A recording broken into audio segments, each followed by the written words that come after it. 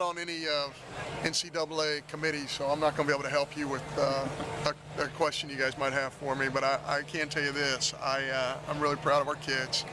I think we played the most difficult schedule in the Southeastern Conference. You know, you always want more. We went 16 and 14 in the league. You always want more. You know, wanted that one last night that had gotten to 17. You know, you got one-run games in Kentucky that would have. You know, you're just constantly thinking about what ifs. But I still think our kids did a great job. We battled through a lot, and now we're going to go to Hoover as a 5 seed and play a solid Missouri club that we don't know anything about because we didn't play them this year. And that'll be, you know, new for us. And you know, we'll give them the day off tomorrow. We'll lift and have a really good practice on Monday. Hunter's got the Ferris Award ceremony. You know, we're going to wish him luck and hope that happens for him. There's some unbelievable candidates there, but so we'll have a productive 2 or 3 days.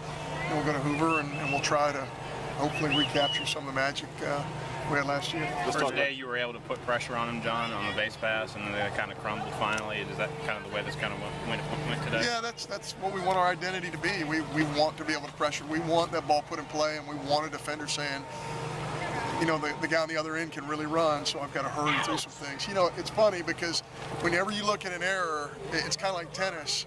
You know, they have unforced, you know, errors in tennis and things like that, and forced errors. You know, I think when you have a guy who can really run, sometimes those errors are forced a little bit. So, again, you know, DeMarcus Henderson forced a quick throw. Armstrong forced a quick throw.